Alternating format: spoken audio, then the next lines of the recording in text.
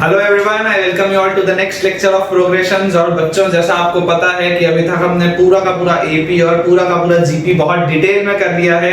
And आज के lecture में बच्चों हम स्टार्ट करने वाले हैं अरिथमेटिक ज्योमेट्रिक प्रोग्रेशन। ये हमारा बेटा थर्ड तरीके का प्रोग्रेशन है जो हम इस सीरीज में पढ़ रहे हैं, और हम बहुत ही जल्द बेटा इसमें भी पूरी की पूरी वो महारत हासिल कर लेंगे जो हमने अभी तक एपी और जीपी में की है। तो बच्चों देखो, सबसे पहले बात आती है कि एजीपी होता क्या है। सबसे पहले क्या बात आती है कि एजीपी होता क्या है। देखो, अगर मान लो मेरे पास एक सीरीज है, मान लो बेटा मेरे पास एक सीरीज है जिसका मान लेते हैं पहला टर्म है a, ठीक है।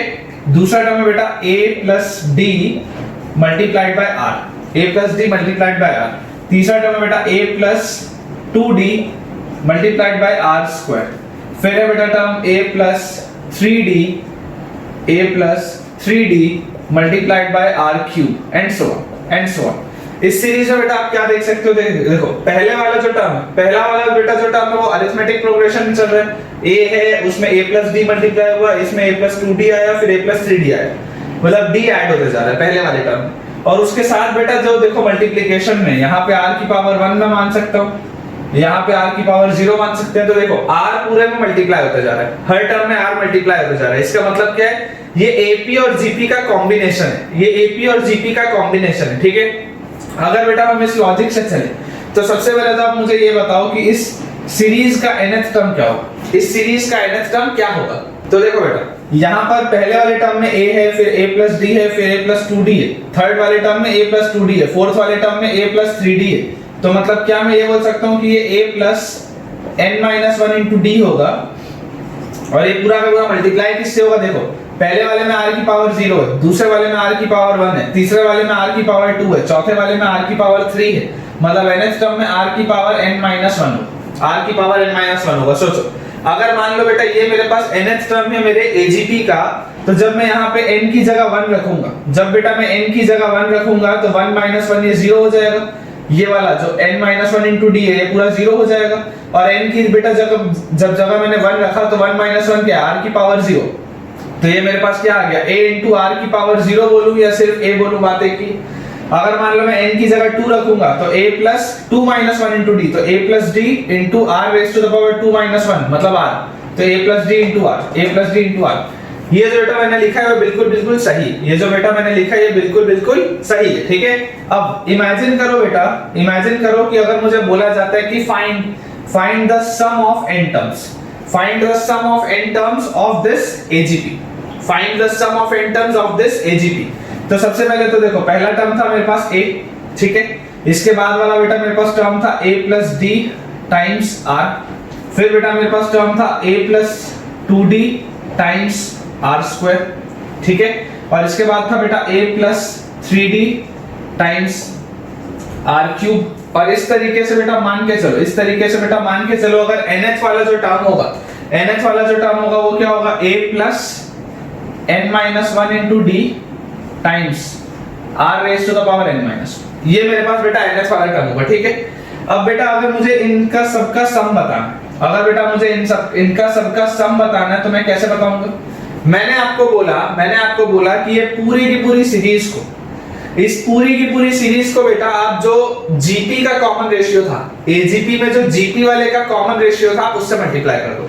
क्या बोला मैंने कि यहाँ पे कॉमन रेशियो क्या दिख रहा है मुझको, r का दिख रहा है, r से मल्टीप्लाई कर दो। जैसी बेटा इसको मैं r से मल्टीप्लाई करूंगा तो ये क्या हो जाएगा, r टाइम्स SN हो जाएगा, r टाइम्स SN हो जाएगा। अब इसको अगर मैं लिखूं तो पहला वाला टर्म हो जाएगा AR, उसके बाद वाला टर्म हो जाएगा a plus d times r square, फिर आ जाएगा a plus 2d times r cube, फिर आ जाएगा a plus 3d times r raise to the power 4 and so on till a plus n-1 times d into r raise to the power n, into r raise to the power n। सारे के सारे terms किससे बेटा, r से multiply होंगे, तो last वाला भी जब r से मल्टीप्लाई होगा तो ये -1 वाली चीज हट जाएगी और r की पावर n आएगा, ठीक है। तरीका अपने को बेटा समझ के रखना है, इसका कोई फार्मूला याद नहीं करना है, सिर्फ और सिर्फ बेटा हम अगर तरीका मान के चलते हैं तो ये बहुत आसानी से अपना सॉल्व होगा, ठीक है। देखो यहां से बेटा अगर मैं आपको बोलूं कि this was equation 1 and this was equation 2, ऊपर वाला वाज इक्वेशन 1 एंड नीचे वाला was equation 2, and if I say let's subtract 2 from 1। Let subtract 2 from 1, equation 1 minus equation 2 बच्चों जैसे मैं करूंगा तो बोलो Sn दोनों में से कॉमन आएगा और ब्रैकेट के अंदर बेटा बचेगा 1 माइनस r। जब मैं सब्ट्रैक्ट करूंगा Sn minus r times Sn तो Sn दोनों में से कॉमन आएगा, ब्रैकेट में बचेगा 1 minus r and this shall be equal to देखो एकदम ध्यान से बेटा देखना, जब आप सब्ट्रैक्ट कर रहे होगे, जब आप सब्ट्रैक्ट करोगे बेटा तो ये वाला AR क्या ये वाले AR से कैंसिल आउट होगा? सोच के देखो, ये वाला A plus D into R है, जब R मल्टीप्लाई होगा तो ये AR प्लस DR बनेगा। सोच के देखो, ये R जब इससे मल्टीप्लाई होगा तो ये AR प्लस DR बनेगा, यहाँ पर AR है तो ये वाला A और ये वाला AR कैंसिल आउट होगा क्योंकि ये A इंटू R AR बनाता है और ये वाला AR कट गया। वैसे ही बेटा यहाँ पर देखो ये बनेगा AR square plus 2DR square. तो ध्यान से देखो ये वाला A इंटू R स्क्वायर, ये वाला A इंटू R स्क्वायर और ये वाला बेटा A इंटू R स्क्वायर, ये वाला A इंटू R स्क्वायर और बेटा ये वाला A into R square cancel out हो जाएगा। अच्छा, इसके अलावा बेटा मुझे एक चीज बताओ, आप बेटा मुझे एक चीज बताओ कि यहाँ पर देखो 2dr स्क्वायर था और यहाँ पे dr स्क्वायर है। 2dr स्क्वायर था, यहाँ पे dr स्क्वायर है, क्या बचेगा? क्या बचेगा? dr स्क्वायर बचेगा। देखो लिखते चलते हैं अपन, ये पहला वाला टर्म बच गया तो पहले वाले टर्म की जगह तो a लिख देते हैं, सब्ट्रैक्ट किया तो फिर ये कट गया है ना, ये वाले का भी a कट गया, यहाँ पे बेटा मेरे पास dr बच गया था, यहाँ पे मेरे पास dr बच गया था, ठीक है। तो यहाँ पे अपन dr लिख देते हैं। उसके बाद ये वाला देखो, ये वाला AR जो है बेटा वो तो कैंसिल आउट हो चुका है, वो कैंसिल आउट हो चुका है, ठीक है ना। यहाँ पे dr बच गया। अब देखो 2dr स्क्वायर, ये जो 2dr स्क्वायर है माइनस जब मैं करूंगा dr स्क्वायर को तो क्या बचेगा? dr स्क्वायर बचेगा। तो यहाँ पे लिख दिया dr स्क्वायर, dr के बाद क्या बचा? dr square. आगे बढ़ते हैं, देखो ये हो जाएगा बेटा AR cube plus 3dr cube, AR cube plus 3dr cube. ध्यान से देखो ये वाला a और r क्यूब जब मल्टीप्लाई होगा तो AR क्यूब और ये वाला AR क्यूब कैंसिल आउट हो जाएगा। और यहाँ पर देखो बेटा 3dr क्यूब और माइनस जब मैं करूंगा 2dr क्यूब तो क्या बचेगा? मेरे पास बेटा बचेगा dr क्यूब, मेरे पास बेटा क्या बचेगा? dr क्यूब, ठीक है। तो मेरे पास देखो पैटर्न समझो, पहला वाला टर्म a बचा हुआ था, उसके बाद dr बचा, dr स्क्वायर बचा, dr क्यूब बचा। उसी लॉजिक से बेटा जब मैं आगे बढ़ता जाऊंगा ना तो मेरे पास क्या क्या बचते जाएगा? dr की पावर 4, dr की पावर 5, इस तरीके से मेरे पास टर्म्स बचते जाएंगे। और ये बेटा जो a वाले टर्म्स है, ये बेटा जो a वाले टर्म्स है वो ऐसे डायगोनली कटते जाएंगे। ये जो a वाले टर्म्स है बेटा वो ऐसे डायगोनली कटते जाएंगे। तो क्या मैं ये बोल सकता हूँ कि ये वाला टर्म कटेगा? देखो ये डायगोनली कट रहा है, ये इधर से ऐसे कटा, फिर ये ऐसे कटा, फिर ये ऐसे कटा, फिर ये वाला इधर से कहीं से कटेगा। उस लॉजिक से बेटा ये वाला जो टर्म होगा वो इसके पहले वाले से कटेगा। ये a into r raise to the power n minus 1 यहाँ से कटेगा। और उसके बाद बेटा, उसके बाद यहाँ पर देखो अपने पास बेटा जब यहाँ r था तो dr बच रहा था, यहाँ r स्क्वायर वाला टर्म था तो dr स्क्वायर बच रहा था, यहाँ r क्यूब वाला टर्म था तो dr क्यूब बच रहा था। वैसे यहाँ पे dr की पावर 4 वाला टर्म था तो यहाँ dr की पावर 4 बच रहा था। उस लॉजिक से बेटा देखो यहाँ पर r की पावर n माइनस 1 है, यहाँ पर बेटा r की पावर n माइनस 1 है। तो जब ये सब्ट्रैक्ट होगा तो मेरे पास क्या बचेगा? सब्ट्रैक्ट होने के बाद बेटा मेरे पास बचेगा d r raise to the power n minus 1। बहुत बेटा बारीकी से, बहुत बारीकी से आप पैटर्न समझो, रटना कुछ नहीं, रटना कुछ नहीं। हम फॉर्मूला एक डिराइव कर रहे हैं लेकिन हमको रटना नहीं, हमको सिर्फ और सिर्फ टेक्निक समझना है। जब हम बेटा सब्ट्रैक्ट कर रहे हैं, जब बेटा हम सब्ट्रैक्ट कर रहे हैं तो देखो जब r था तो dr बच रहा था, जब r स्क्वायर था तो dr स्क्वायर बच रहा था, जब r क्यूब था तो dr क्यूब बच रहा था, r की पावर 4 रहा होगा तो dr की पावर 4 बच रहा था। तो जब ऐसे कटते जा रहे हैं डायगोनली, जब ऐसे डायगोनली टर्म्स कटते जा रहे हैं तो अगर r की पावर n-1 है तो मेरे पास dr की पावर n-1 बचेगा, dr की पावर n-1 बचेगा। इधर वाले बेटा देखो सारे टर्म्स कट गए, इधर वाले सारे टर्म्स कट गए, ये वाला टर्म बच गया था। एंड सिमिलरली बेटा लास्ट में ये वाला टर्म और बच जाएगा, लास्ट में बेटा ये वाला टर्म और बच जाएगा। इसको हम लिख सकते हैं, देखो जब ये सब्ट्रैक्ट हो रहा था तो ये माइनस साइन के साथ आएगा ये वाला टर्म, तो माइनस साइन के साथ बेटा मेरे पास आ जाएगा a plus n-1 times d multiplied by r raise to the power n, multiplied by r raise to the power n। ये मेरे पास बेटा बचा, ये बेटा मेरे पास फाइनली सीरीज में बचा। अब जैसी बेटा मेरे पास ये वाली पूरी की पूरी चीज बच जाती है तो अब आप ये समझो बेटा कि अगर मैं 1 माइनस r से पूरे को डिवाइड कर दूं, ये चलो इसको थोड़ा सा और हम सिंपलीफाई कर लेते हैं। इसको बेटा हम लिख लेते हैं a प्लस, तो इस पूरे में से बेटा देखो अगर मैं d को कॉमन ले लूं, इस पूरे में से बेटा अगर मैं d को कॉमन ले लूं तो मेरे पास अंदर क्या बचेगा? देखो r plus r square plus r cube plus r raise to the power 4 ऐसा करके r raise to the power n minus 1 तक टोटल टर्म्स कितने हो गए बेटा? ये n माइनस 1 हो गए क्योंकि 1 से लेके n माइनस 1 तक जा रहा है r का पावर। तो अपने पास बेटा जो जीपी के सम का फार्मूला होता है वो क्या होता है? First term that is a into r raise to the power n minus 1 upon r minus 1, यही होता है। तो फर्स्ट टर्म क्या है? First term is r, a ये a है, a into r raise to the power n, r raise to the power n, वहां पे n क्या होता है? टोटल नंबर ऑफ टर्म्स, और r क्या होता है? Common ratio.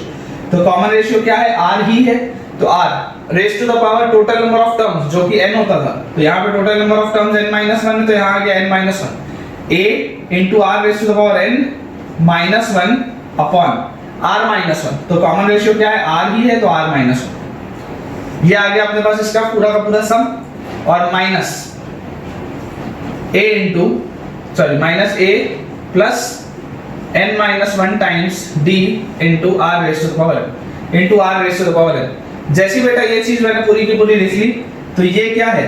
Some of n terms multiplied by 1 minus r। तो अगर बेटा हम सम ऑफ n टर्म्स निकालें, अगर बेटा हम सम ऑफ n टर्म्स निकालें तो जो फाइनल वैल्यू हमारे पास आएगी दैट विल बी, अगर मैं 1 माइनस r यहां ले जाऊं तो मेरे पास ये आ जाएगा a अपॉन 1 माइनस r, ठीक है, प्लस प्लस ऐसा करते हैं बेटा, देखो यहाँ पे 1 माइनस r के साथ है तो इसको भी अपन साइन चेंज कर देते हैं। ये अगर 1 माइनस r के साथ है तो अपन इसका भी साइन चेंज कर देते हैं, ऊपर भी माइनस 1 से मल्टीप्लाई कर देते हैं, नीचे भी माइनस 1 से मल्टीप्लाई कर देते हैं, सो दैट ये भी 1 माइनस r हो जाए और ये 1 minus r raise to the power n minus 1 हो जाए, है ना। साइन चेंज कर देते हैं ताकि नीचे अपने को स्क्वायर बनाते बने। तो d अपॉन 1 माइनस r का होल स्क्वायर, नीचे भी माइनस 1 से मल्टीप्लाई कर दिया, ऊपर भी माइनस 1 से मल्टीप्लाई कर दिया, तो ऊपर अपने पास अच्छा ये वाला r भी बाहर ले आते हैं, तो d इनटू r लिख लेते हैं, ऊपर आ जाएगा 1 minus r raise to the power n minus 1, ये आ जाए, ठीक है, और minus a plus n minus 1 times d into r raise to the power n upon ये 1 माइनस r जो है बेटा यहाँ नीचे आएगा, तो यहाँ आ गया 1 माइनस 1। ये जो बेटा अपन ने लिखा है ये है सम ऑफ n टर्म्स का फार्मूला, ये है सम ऑफ n टर्म्स का फार्मूला। याद तो करना ही नहीं बेटा, क्योंकि ये याद हो भी नहीं पाएगा, तुम याद करना ही नहीं, अपने को सिर्फ तरीका समझना है, अपने को बेटा सिर्फ और सिर्फ इसका तरीका समझना है। अब बेटा यहाँ पे एक बहुत इंपॉर्टेंट कंसेप्ट, एक बहुत इंपॉर्टेंट कंसेप्ट, जब n टेंड्स टू इंफिनिटी होगा, जब n टेंड्स टू इंफिनिटी होगा, मान लो यहाँ पे इनफाइनाइट टर्म्स, मान लो यहाँ पे बेटा अपने पास इनफाइनाइट टर्म्स लिखे हुए हैं, और अगर बेटा मैं आपको बोलता हूँ कि मॉड r की वैल्यू लेस देन 1 है, हमने जीपी में देखा ही है कि जीपी में जब भी बेटा modulus of common ratio less than 1 होता है तभी इनफाइनाइट टर्म्स का आप जीपी का सम निकाल सकते हैं, है ना, तभी वो एक फाइनाइट नंबर को आता है, अदरवाइज तो वो प्लस इंफिनिटी या माइनस इंफिनिटी हो जाएगा। तो जैसी बेटा हम इसको अब देखेंगे, अब ध्यान से सोचना, मैंने आपको बेटा क्या बताया था कि r की पावर n जो होता है, r की पावर n जो होता है, जैसे जैसे अगर मान लो मॉड r 1 से छोटा है, अगर बेटा मॉड r 1 से छोटा है और अगर n इंफिनिटी की तरफ जाएगा तो r की पावर n 0 की तरफ जाता है। ये मैंने आपको समझाया था ज्योमेट्रिक प्रोग्रेशन बेटा, ये मैंने आपको समझाया था कि जैसे जैसे बेटा अगर आपके पास कॉमन रेशियो की वैल्यू मॉड r की वैल्यू 1 से छोटी है, तो अगर बेटा n इंफिनिटी की तरफ जाएगा तो r की पावर n 0 की तरफ जाएगा, r की पावर n 0 की तरफ जाएगा, जिसको बेटा समझाने के लिए अपन ऐसे भी समझ सकते हैं कि मान लो अगर कॉमन रेशियो की वैल्यू 1/10, मान लो अगर कॉमन रेशियो की वैल्यू 1/10, तो आप ये सोच के देखो कि 1/10 की पावर 1 1/10 है, 1/10 की पावर 2 1/100 हो गया, which is 0.01, 1/10 की पावर 3 will be 0.001, 1/10 की पावर 4 will be 0.00001।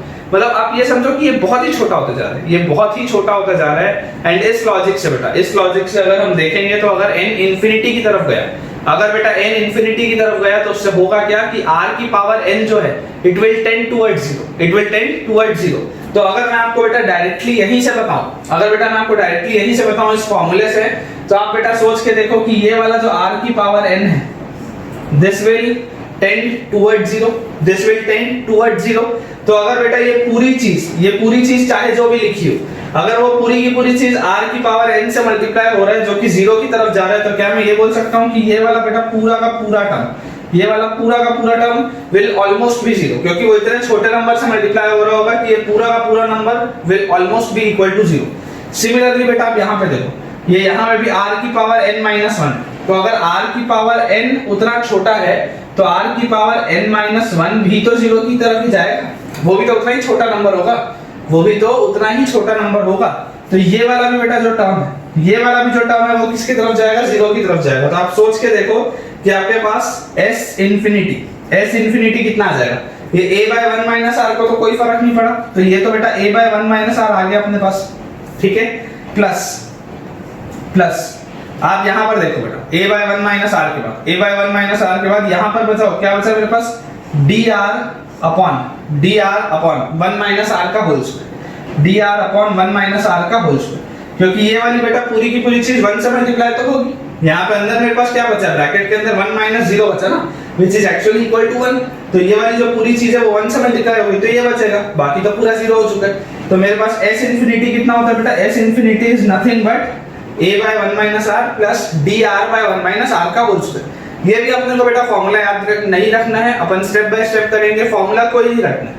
एक चीज मान के चलो कि इस तरीके के जबरदस्ती के फॉर्मूले याद अपने को नहीं करने। फॉर्मूला रटना मैं बोलूंगा मैं फॉर्मूला रटने, लेकिन मैं वो फॉर्मूला रटने बोलूंगा जिसको पेपर में डिराइव करने में मेहनत लगती है, ठीक है ना। जो बेटा बिना डेरिवेशन के बहुत मतलब जो डायरेक्टली आसान से सॉल्व हो सकता है वो सब रटना नहीं है, क्योंकि आप ये मान के चलो कि आपकी जब 2 साल की बेटा पढ़ाई होगी तो सिर्फ मैथ्स तो पढ़ना नहीं, फिजिक्स भी है, केमिस्ट्री भी है, मैथ्स तो है ही है, और इतनी सारी चीजें होंगी कि कई सारी चीजें आपको याद रखनी पड़ेंगी। इसलिए बच्चों अभी से हमको बहुत सिलेक्टिव होना पड़ेगा कि हमें क्या चीज रटनी है और क्या चीज नहीं रटनी है, ठीक है बेटा। तो अगर हमने बेसिक फॉर्मूला समझ लिया कैसे आता है, क्या अप्रोच होना चाहिए, तो अब हम इसके कुछ सवाल बना के देखते हैं। AGP is an easy topic, it is an easy topic बेटा, बहुत ज्यादा रॉकेट साइंस नहीं है, सिंपल स्टेप बाय स्टेप अपने को फॉलो करना है। मान लो बेटा अपने पास एक सीरीज है 1, फिर है 2x, फिर है 3x स्क्वायर, फिर है 4x cube and so on. और मान लो बेटा अगर आपको बोला जाता है कि इस सीरीज के लिए बेटा s ऑफ इंफिनिटी निकालो, इस सीरीज के लिए s ऑफ इंफिनिटी निकालो, और हमें मान लो दिया हुआ है mod of x is less than 1 मान लो दिया हुआ है, और ये जो सीरीज है इसको इनफाइनाइट टर्म्स तक का सम इसका निकालो, इस सीरीज का इनफाइनाइट टर्म्स तक का सम निकालो। मान लो ये अपने पास सवाल है, ठीक है। अब मैंने आपको अप्रोच क्या बताया बेटा, मैंने आपको अप्रोच सिंपल सा बताया है कि जो भी जीपी का कॉमन रेशियो होगा उससे मल्टीप्लाई कर दो, दैट्स इट। तो भाई मुझे दिख रहा है कि यहाँ पे 1 के साथ मान लेते हैं x की पावर 0 हो, तो यहाँ x की पावर 0, x की पावर 1, x की पावर 2, x क्यूब, तो जो जीपी है उसका कॉमन रेशियो क्या है, x है। तो हम ऐसा करते हैं कि हम बेटा इसको सबसे पहले तो इस पूरे के पूरे सम को, चलो मान लेते हैं s इंफिनिटी है, तो हम इस पूरे के पूरे सम को x से मल्टीप्लाई कर लेते हैं, तो x टाइम्स s इंफिनिटी हो गया, x टाइम्स s इंफिनिटी हो गया, और इसकी वैल्यू बोलो कितनी आ जाएगी, जब ये x से मल्टीप्लाई होगा तो ये आ जाएगा x, फिर आ जाएगा 2x स्क्वायर, फिर आ जाएगा 3x क्यूब, फिर आ जाएगा 4x की power 4 and so on till infinite terms. कोई दिक्कत नहीं यहां तक। और इसके बाद हमको क्या करना है, सब्ट्रैक्ट करना है। तो जैसे ही हम इसको सब्ट्रैक्ट करेंगे, बोलो हमारे पास क्या है, ऑन सब्ट्रैक्टिंग हमारे पास बेटा s इंफिनिटी इन दोनों में से आ जाएगा कॉमन, और ब्रैकेट के अंदर आ जाएगा 1 minus x and this shall be equal to, देखो ये वाला 1 तो अपने पास एज इट इज बच गया, 2x में से बेटा x गया तो x बचा, 3x स्क्वायर में से 2x स्क्वायर गया तो x स्क्वायर बचा, याद है ना डायगोनल एलिमेंट्स, 4x क्यूब में से 3x क्यूब गया तो x क्यूब बचा। फिर इस तरीके से अपने पास x की पावर 4 बचेगा एंड सो ऑन बेटा अपने पास बचते जाएगा टिल इनफाइनाइट टर्म्स। तो ये क्या लिखा हुआ, अब देखो ये पूरा का पूरा क्या लिखा हुआ, it is nothing but a simple GP, this thing is nothing but a simple GP. मैं 1 को बेटा अगर x की पावर 0 बोल दूं तो ये पूरी की पूरी चीज क्या है, it is a simple GP with a common ratio of x। तो इनफाइनाइट जीपी का बेटा सम क्या होता है, first term by 1 minus common ratio. तो first term is what 1, x की पावर 0 क्या होता है 1, first term upon 1 minus common ratio बोलो क्या है, कॉमन रेशियो x, पूरे का कॉमन रेशियो x है, और ये पूरी वैल्यू किसकी है, s of infinite times 1 minus x की, ये पूरी वैल्यू इसकी है। तो अगर मैं बोलूं s ऑफ इनफाइनाइट बताओ कितना होगा, तो s of infinite will be 1 upon 1 minus x का whole square, 1 upon 1 minus x का होल स्क्वायर। बहुत आसान सा बेटा सवाल था, आपने देखा अप्रोच, हमें सिर्फ और सिर्फ अगर बेटा अप्रोच पता है तो फॉर्मूला रटने की जरूरत बिल्कुल नहीं, किसी भी कीमत बेटा हमको फॉर्मूला रटने की जरूरत है ही नहीं। चलो ऐसा करते हैं, अगर मान लो आपको s इंफिनिटी का फॉर्मूला याद भी हो तो देख लेते हैं वैसे आता है या नहीं। s इंफिनिटी का बोलो फॉर्मूला हमने क्या निकाला था, s इंफिनिटी का formula was a by 1 minus r plus dr by 1 minus r का होल स्क्वायर। ये अपने पास फॉर्मूला था, जहां पर a याद करो क्या था, a was the first term मेरे पास क्या है, फर्स्ट टर्म 1, तो 1 upon 1 minus r was common ratio, तो कॉमन रेशियो यहाँ पे क्या है, x, तो x plus d into r, common difference बोलो क्या है, जो AP है मेरा उसका कॉमन डिफरेंस क्या है 1 है, तो d इंटू फिर r बोलो क्या है, common ratio is x upon 1 minus r का होल स्क्वायर, तो r अगेन x है, तो 1 माइनस x का होल स्क्वायर। यही तो हुआ ना फॉर्मूला। तो बताओ क्या आ गया मेरे पास बेटा आ गया 1 upon 1 minus x plus x upon 1 minus x का होल स्क्वायर। तो जैसे ही अगर बेटा मैं देखूंगा कि क्या यहाँ पे मुझको ये दिखाई देता है कि डिनोमिनेटर जो है बेटा इधर 1 माइनस x का होल स्क्वायर, इधर 1 माइनस x है, मतलब जो एलसीएम आएगा वो क्या आ जाएगा, LCM will be 1 minus x का होल स्क्वायर, ठीक है, क्योंकि यहाँ पे 1 माइनस x था, ऊपर 1 था, तो यहाँ पे 1 माइनस x एक मल्टीप्लाई करना पड़ेगा ताकि 1 माइनस x का होल स्क्वायर ये बने, और प्लस यहाँ पे 1 माइनस x का होल स्क्वायर वैसे का वैसे लिखा हुआ है, तो यहाँ पे x आ जाएगा, तो ये x से ये x कैंसिल आउट हो गया and answer has come out to be 1 by 1 minus x का whole square, 1 by 1 minus x का होल स्क्वायर। आंसर वही आएगा बेटा, जबरदस्ती फॉर्मूला रटने की जरूरत नहीं, एक ही तो स्टेप लगा, इतना भी समय बचा के कुछ नहीं होगा। अगर मान लो तुमको लॉजिकल स्टेप नहीं पता, अगर मान लो बेटा तुमने फॉर्मूला लिखने में गलती कर दी, मान लो यहाँ dr के बदले लिख दिया dr स्क्वायर, खत्म सवाल खत्म, गलत हो गया बेटा तुम्हारा। इसलिए मैं बोल रहा हूँ फॉर्मूला जबरदस्ती मत रटना, फॉर्मूला सिर्फ और सिर्फ हमें वहां रटना है जहां बिना उसके कोई गुजारा नहीं।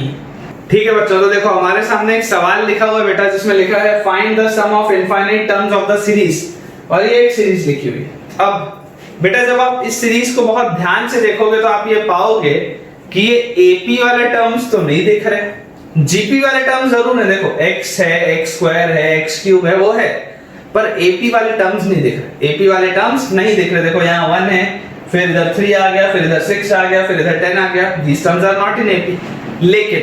लेकिन बेटा क्या आप ये चीज देख पा रहे हो कि इन टर्म्स का डिफरेंस एपी में 3 minus 1 is 2, 6 minus 3 is 3, 10 minus 6 is 4, तो ये जो डिफरेंस है 2, 3, 4 ये एपी में जो डिफरेंस है वो क्या है एपी में। तो इस तरीके का भी सवाल का बेटा अप्रोच वही है। देखो अब अगर फॉर्मूला रट्टा मार के रखे होगे तो फंस गया सवाल, लेकिन अगर अप्रोच पता है तो सवाल बन जाएगा। तो मैंने आपको क्या बताया, जो जीपी वाले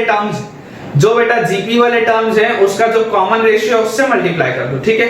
तो मान लेते हैं बेटा अगर मुझे इनफाइनाइट टर्म्स का सीरीज का सम बताना है, तो s इंफिनिटी को मैं मान लेता हूं 1 plus 3x plus 6x square plus 10x cube plus so on till infinite terms, ये मान लेते हैं अपने पास क्या है s इंफिनिटी। तो मैंने आपको बोला कि जो भी जीपी का कॉमन रेशियो होगा उससे मल्टीप्लाई कर दो, जीपी का कॉमन रेशियो x है तो x times s infinity will be x plus 3x square plus 6x cube plus 10x raise to the power 4 plus so on till infinite terms.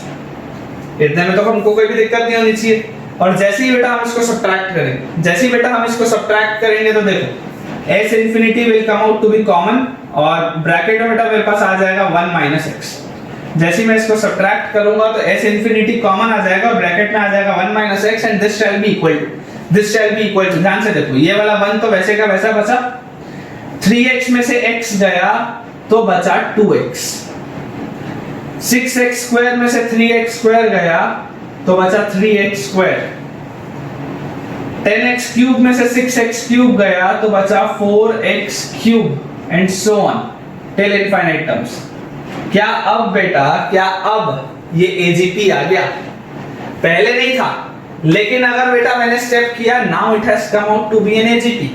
1 है, फिर 2x square है, 3x, 2x है, 3x square है, 4x cube है। देखो पहले वाले term is in AP और बाद वाले टर्म्स आर इन जीपी। जैसे ही बेटा इसको अगर अब सॉल्व अपने को करना है, वही लॉजिकल स्टेप अगेन, क्या बोलते हैं एजीपी कैसे सॉल्व होता है, जो भी जीपी का कॉमन रेशियो है उससे मल्टीप्लाई कर दो। कॉमन रेशियो बोलो क्या है, जीपी का x है, तो इस पूरी चीज को एक बार x से फिर से मल्टीप्लाई कर देते हैं, तो अपने पास बोलो क्या आ जाएगा, s infinity times 1 minus x, और इस पूरी चीज को बेटा मैंने x से मल्टीप्लाई कर दिया, पूरी चीज को मैंने x से मल्टीप्लाई कर दिया, and this shall be equal to x plus 2x square plus 3x cube plus 4x raise to the power 4 plus so on till infinite terms. और बेटा वापस से सब्ट्रैक्ट जब बेटा वापस से सब्ट्रैक्ट करेंगे तो ध्यान से देखो s of infinity times 1 minus x, ये तो दोनों में से कॉमन आ जाएगा और ब्रैकेट के अंदर बच जाएगा यहाँ पे 1 और यहाँ पे माइनस x, तो ब्रैकेट के अंदर बच जाएगा 1 माइनस x। जैसे बेटा इसको मैं सब्ट्रैक्ट करूंगा तो on subtracting I will be having this thing. Subtract करने के बाद देखो जब अपन ने यहाँ पर सब्ट्रैक्ट किया था तो अपने पास ये चीज बची थी। अब जब मैं इस वाले टर्म में से इसको पूरे को सब्ट्रैक्ट करूंगा तो देखो s infinity into 1 minus x, ये दोनों में से आएगा कॉमन और अंदर बेटा मेरे पास बचेगा 1 माइनस x। और यहाँ पर देखो पूरी की पूरी चीज में अब क्या बचेगा, ये वाला 1 वैसे का वैसा ही, 2x में से x गया बचा x, 3x स्क्वायर में से 2x स्क्वायर गया बचा x स्क्वायर, 4x क्यूब में से 3x क्यूब गया बचा x cube and so on till infinity. ये क्या आया बेटा, ये पूरा का पूरा is nothing but a GP, this is nothing but a GP with a common ratio of x। इसका सम क्या होता है, इनफाइनाइट जीपी का first term divided by 1 minus common ratio, तो first term is 1 divided by 1 minus common ratio is x, तो ये पूरे की वैल्यू क्या है, s infinity times 1 minus x का होल स्क्वायर की वैल्यू ये है, तो s infinity will be nothing but 1 by 1 minus x का whole cube. s infinity will be nothing but 1 by 1 minus x का होल क्यूब। बेटा बहुत आसान सवाल होते हैं, हमें सिर्फ और सिर्फ अपने अप्रोच पे ध्यान देना है और बिलीव मी उससे आपका कोई भी बेटा सवाल पूरे के पूरे प्रोग्रेशंस का नहीं अटकेगा। ठीक है बच्चों, देखो अगला सवाल हमारे सामने लिखा हुआ है compute s of n terms and s of infinite terms for the series. एक सीरीज अपने सामने लिखी हुई, दिखने में बेटा साधारण सी अपने पास एजीपी है ना। न्यूमरेटर वाले सारे के सारे टर्म्स किसमें है बेटा, अरिथमेटिक प्रोग्रेशन में, डिनोमिनेटर वाले सारे के सारे टर्म्स ज्योमेट्रिक प्रोग्रेशन में। सवाल बेहद आसान सा है, लेकिन बेटा इसमें कई बार कंफ्यूजन हो सकता है। क्यों? क्योंकि बेटा ये फ्रैक्शंस में लिखे हुए तो हमको बेटा मैं आपको क्या बताया हूं, सिर्फ और सिर्फ अप्रोच पे ध्यान देना है।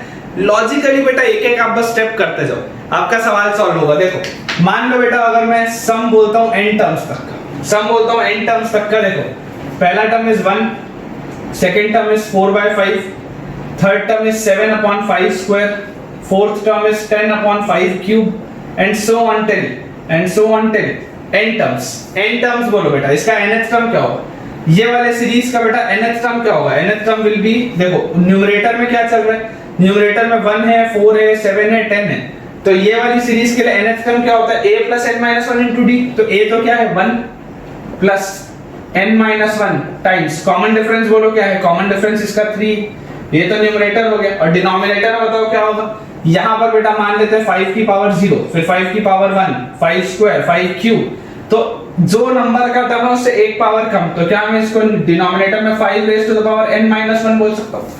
अगर मुझे nth टर्म बेटा बताना है तो पहला वाला जो टर्म था उसमें क्या था, 5 की पावर 0, सेकंड वाले टर्म में 5 की पावर 1, थर्ड वाले टर्म में 5 स्क्वायर, फोर्थ वाले टर्म में 5 क्यूब, तो nth वाले टर्म में 5 raise to the power n minus 1 होगा। अच्छा, इसको अगर बेटा मान लो अपने को थोड़ा सा अपन इसको और सिंपलीफाई करें तो 3 टाइम्स n minus 1 को क्या हम 3n minus 3 बोल सकते हैं, 3 टाइम्स n minus 1 को क्या हम 3n minus 3 बोल सकते हैं। और 1 plus minus 3, 1 और minus 3 बोलो कितना होता है, 1 और minus 3 होता है बेटा -2, 1 और minus 3 होता है बेटा -2। तो इसको मैं डायरेक्टली क्या लिख सकता हूँ, nth term will be 3n minus 2 by 5 raised to the power n minus 1। रख के देख लेते हैं, जब आप बेटा n की वैल्यू 1 रखोगे तो 3 minus 2 will be 1 upon 5 raised to the power 1 minus 1 will be 5 raised to the power 0। जब आप n की वैल्यू 2 रखोगे तो 3 into 2 6 minus 2 4, तो 4 upon 5 raised to the power 2 minus 1 is 5 raised to the power 1। ठीक है, अब तरीका मैंने आपको क्या बताया बेटा, तरीका सिंपल सा है कि पूरे के पूरे टर्म को इस जो भी कॉमन रेशियो इससे आपको मल्टीप्लाई कर देना। तो कॉमन रेशियो क्या है बेटा, जीपी का 1/5। कॉमन रेशियो क्या है, देखो पहले टर्म को मैंने 1/5 से मल्टीप्लाई किया तो यहाँ 1/5 आया, फिर इसको 1/5 से मल्टीप्लाई किया तो 1/5 स्क्वायर आया, फिर इसको 1/5 से मल्टीप्लाई किया तो 1/5 क्यूब आया। तो इस पूरे को बेटा हमने क्या किया, 1/5 से मल्टीप्लाई कर दिया। इस पूरे को हमने बेटा क्या किया, 1/5 से मल्टीप्लाई कर दिया। तो बताओ पहला टर्म मेरे पास आ जाएगा 1/5, सेकंड टर्म मेरे पास आ जाएगा 4/5 स्क्वायर, थर्ड टर्म मेरे पास आ जाएगा 7/5 क्यूब, फोर्थ टर्म आ जाएगा 10/5 raised to the power 4 and so on till nth term will be 3n minus 2 upon 5 raised to the power n, 3n minus 2 upon 5 raised to the power n। ये चीज मेरे पास आ गई। And जैसे ही बच्चों, जैसे ही मेरे पास ये चीज आई है, बहुत ध्यान से देखो, जैसे ही हम इसको सब्ट्रैक्ट करेंगे तो सब्ट्रैक्ट करने पे क्या बचेगा आप वो देखिए। Sn में से बेटा अगर 1/5 Sn माइनस हुआ तो मेरे पास क्या बचेगा, 4/5 Sn बचेगा या नहीं बचेगा। Sn में से अगर 1/5 Sn माइनस हुआ तो 4/5 Sn बचेगा। आप एलसीएम करके देख सकते हैं, Sn कॉमन ले लेना, 1 - 1/5 will be 4/5 is equal to, ये पहला वाला बेटा जो 1 वाला टर्म है वो तो खाली बच जाएगा, ठीक है। अच्छा 4/5 में से 1/5 गया तो बचा 3/5, 7/5 स्क्वायर में से 4/5 स्क्वायर गया तो बचा 3/5 स्क्वायर, 10/5 क्यूब में से 7/5 क्यूब गया तो बचा 3/5 क्यूब एंड सो ऑन। और इस तरीके से बेटा कब तक चलेगा, इस तरीके से कब तक बेटा चलेगा, ध्यान से देखो, ये वाले जो टर्म्स है बेटा, ये डायगोनली आप देखो, आप डायगोनली बेटा माइनस करते जा रहे हो, आप डायगोनली बेटा माइनस करते जा रहे हो, ठीक है ना। तो जब ये वाले टर्म में से आप इसको माइनस करोगे, जब ये वाले टर्म में से आप इसको माइनस करोगे तो बोलो क्या बचेगा। ध्यान से देखो, जब आपने बेटा इधर सेकंड टर्म में से फर्स्ट टर्म को माइनस किया तो आपके पास 5 बचा, फिर थर्ड में से इसको माइनस किया तो 5 स्क्वायर बचा, फिर यहां से इसको माइनस किया तो 5 क्यूब बचा। तो इस लॉजिक से बेटा जब मैं माइनस करता जाऊंगा तो बेटा ये मेरे पास बचेगा 3/5 raise to the power n - 1, 3/5 raise to the power n - 1, ये वाली चीज बेटा मेरे पास बच जाएगी। और प्लस नहीं, सॉरी, सब्ट्रैक्ट कर रहे हैं तो ये भी माइनस साइन के साथ आ जाएगा, तो माइनस और ये वाला पूरा टर्म माइनस में आएगा, तो 3n - 2/5 raise to the power n, ये चीज आ गई अपने पास।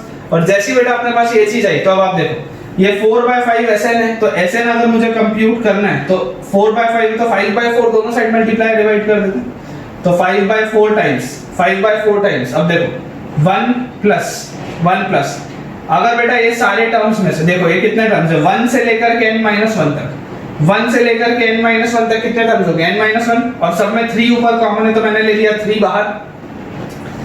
ये अपने पास एक क्या लिखा हुआ बेटा, ये अपने पास एक जीपी लिखा हुआ है विद द फर्स्ट टर्म 1/5, फिर 1/5 स्क्वायर 1/5 क्यूब, तो इसका फर्स्ट टर्म क्या है, फर्स्ट टर्म इज 1/5, और कॉमन रेशियो क्या है, common ratio is also 1/5, common ratio is also 1/5। तो अपने पास आंसर क्या होता है बेटा, जीपी का जो सम होता है a * r raise to the power n - 1/r - 1, या a * 1 - r raise to the power n upon 1 - r। तो अपन दूसरा वाला लगाएंगे क्योंकि इसमें कॉमन रेशियो जो है वो 1 से छोटा है, ठीक है। तो a अपने पास बोलो कितना है, 1/5 into 1 - r raise to the power total number of terms, तो कॉमन रेशियो तो 1/5 था, raise to the power total number of terms कितने, n - 1 है ना। ब्रैकेट अपन ऐसा अलग तरीके का लगा लेते हैं ताकि अपने को समझ में, डिवाइडेड बाय बोलो क्या होता है, 1 - r, 1 - r मतलब कितना, 1 - 1/5, 1 - 1/5, तो वो कितना होगा, 4/5 होगा, वो कितना होगा, 4/5 होगा। तो ये तो आगे पूरे का सम, और इसमें बेटा माइनस अपने को करना है, इसमें बेटा अपने को माइनस क्या करना है, माइनस अपने को बेटा करना है 3n - 2/5 raise to the power n, 3n - 2/5 raise to the power n।